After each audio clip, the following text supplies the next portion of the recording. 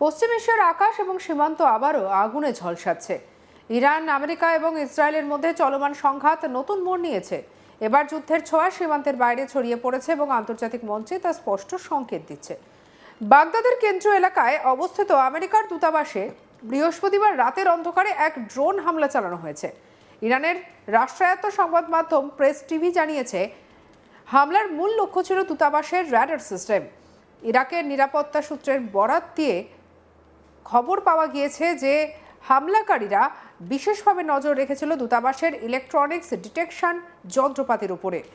কেবলমাত্র ড্রোন নয়, দূতাবাসের শক্তিশালী নিরাপত্তা ব্যবস্থার মধ্যেও এক মিসাইল আছড়ে পড়েছে। আঘাত হয়েছে দূতাবাসের হেলিপ্যাডে, যা ইঙ্গিত দিচ্ছে যে হামলাকারীরা বৃহৎ এবং নির্ভুল আক্রমণের পরিকল্পনা রেখেছে। ইরাকের নিরাপত্তা কর্মকর্তারা জানিয়েছেন, মিসাইলটির দূতাবাসের ল্যান্ডিং এরিয়াতে আঘাত হানে, যা আমেরিকার সামরিক উপস্থিতির ওপরে বহুমুখী হামলার হুমকি বয়ে নিয়ে বেড়াচ্ছে। একই সময় ইরানের পার্লামেন্ট স্পিকার মোহাম্মদ বাঘের গালিবাফ সোশ্যাল মিডিয়ায় হুঁশিয়ারি দিয়েছেন। তিনি হুঁশিয়ারি উচ্চারণ করেছেন। তিনি বলেছেন, আমেরিকা এবং ইসরায়েলের বিরুদ্ধে আমাদের প্রতিক্রিয়ায় কোনো পার্থক্য নেই। যতক্ষণ শত্রুরা অনুতপ্ত হচ্ছে না, ততক্ষণ আমরা যুদ্ধে থাকব। এই রাজনৈতিক হুঁশিয়ারির সঙ্গে সমন্বয় করে ইসলামিক রেভলিউশনারি গার্ড কর্পস বা আইআরজিসি তাদের প্রতিশোধমূলক অভিযান অপারেশন ট্রু প্রমিস 4 এর 48তম পর্ব শুরু করেছে। প্রেস টিভি জানিয়েছে যে এই ধাপের আক্রমণে ইসরায়েলি এবং আমেরিকান বিভিন্ন স্থাপনাগুলিকে নিশানা করা হয়েছে। শনিবার আইআরজিসির বিবৃতিতে বলা হয়েছে, লেবাননের হিজবুল্লাহর সঙ্গে সমন্বয় করে আক্রমণটি সফল হয়েছে। আঘাতের মূল লক্ষ্য ছিল উত্তরাঞ্চলের গ্যালিল গোলান এবং অধিকৃত হাইফা শহর, পাশাপাশি কয়েকটি আমেরিকান ঘাঁটি। ব্যবহৃত অস্ত্রের তালিকায় রয়েছে সলিড ফুয়েল খাইবার সেকশন মিসাইল এবং লিকুইড ফুয়েল কাদার মিসাইল এবং অ্যাটাক ড্রোন। প্রেস টিভি জানিয়েছে, আইআরজিসি হিব্রু ভাষায় সতর্কবার্তা পাঠিয়েছে।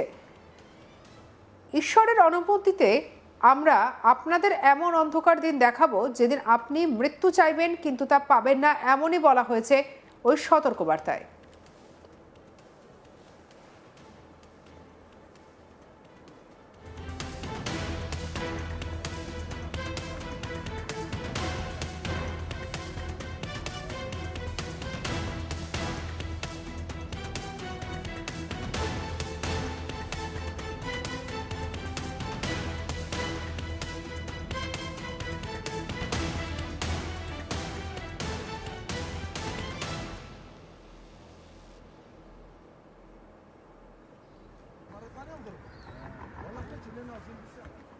বিশ্ব বিশেষজ্ঞরা সতর্ক করে বলছেন, ইরানের এই প্রতিশোধ কেবল সামরিক সীমাবদ্ধ নয়, এটি কূটনৈতিক এবং রাজনৈতিক প্রভাবও বিস্তৃত করেছে।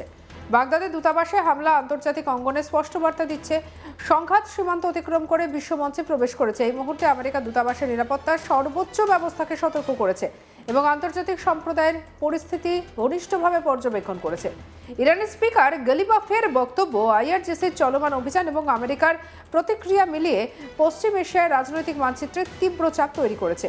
বিশ্লেষকরা সতর্ক করে বলেছেন, এই সংঘাতের পরবর্তী ধাপ আন্তর্জাতিক মনোযোগের কেন্দ্রবিন্দুতে থাকবে এবং অঞ্চল জুড়ে রাজনৈতিক এবং সামরিক উত্তেজনা দীর্ঘস্থায়িত হতে পারে। বাগদাদের দূতাবাসে হামলা, আইআরজিসির প্রতিশোধমূলক অভিযান এবং ইরানের কঠোর বার্তা একসঙ্গে পশ্চিম এশিয়ার রাজনৈতিক মানচিত্রে বড় পরিবর্তনের ইঙ্গিত দিচ্ছে। যুদ্ধের ছায়া এখন সীমান্তের বাইরে ছড়িয়ে আন্তর্জাতিক মঞ্চে প্রবেশ করেছে।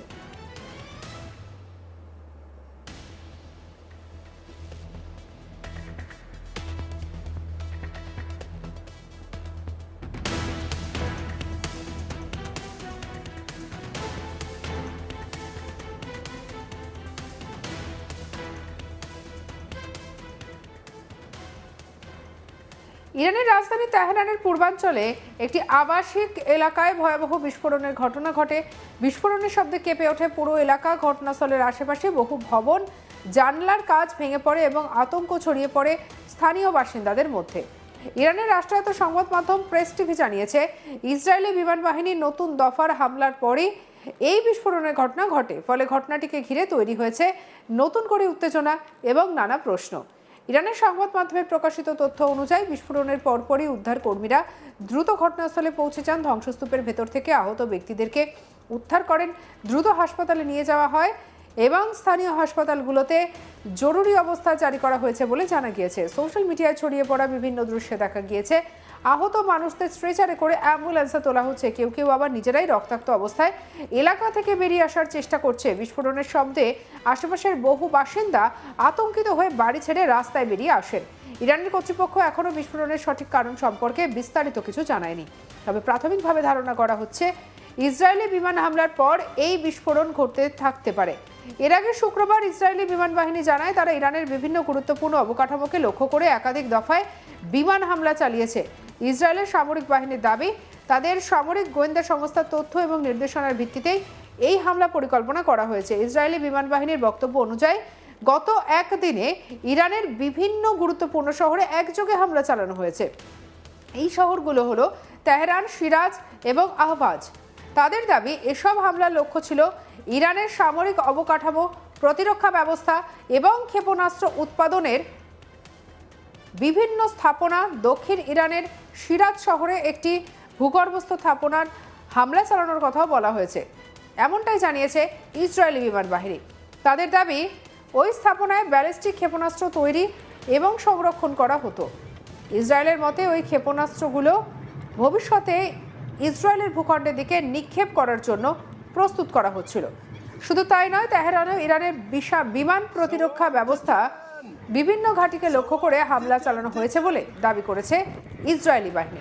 তাদের বক্তব্য অনুযায়ী রাজধানী তেহরানে অবস্থিত একটি কেন্দ্রীয় বিমান প্রতিরক্ষা ঘাঁটি এবং আরও কয়েকটি গুরুত্বপূর্ণ স্থাপনায় আঘাত করা হয়েছে।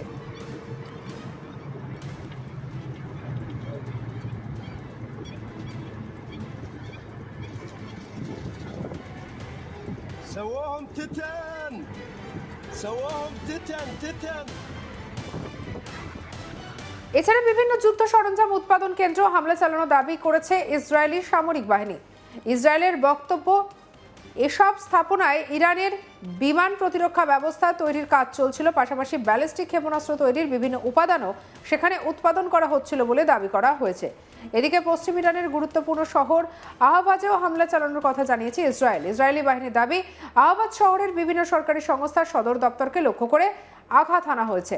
তাদের বক্তব্য অনুযায়ী এই ঘাঁটিগুলো থেকে ইরানি সেনারা ইসরায়েল এবং মধ্যপ্রাচ্যের অন্যান্য দেশের বিরুদ্ধে হামলার পরিকল্পনা এবং সামরিক কার্যক্রম পরিচালনা করছিল। ইসরায়েলের দাবি, এই সময় হামলা ছিল পরিকল্পিত সামরিক অভিযানের অংশ। ইসরায়েলি বাহিনী বলছে, ইরানের সামরিক শক্তিকে দুর্বল করে দেওয়ার লক্ষ্যে এই অভিযান পরিচালিত হচ্ছে। তাদের মতে ইরানের সামরিক অবকাঠামো এবং প্রতিরক্ষা ব্যবস্থাকে মূল অংশকে লক্ষ্য করেই ধারাবাহিকভাবে হামলা চালানো হয়েছে। সঙ্গে রাখুন আজ তাক বাংলাকে। আপনার মতামত জানতে পারেন কমেন্ট সেকশনে। আরও অন্যান্য খবরের জন্য সাবস্ক্রাইব করতে ভুলবেন না।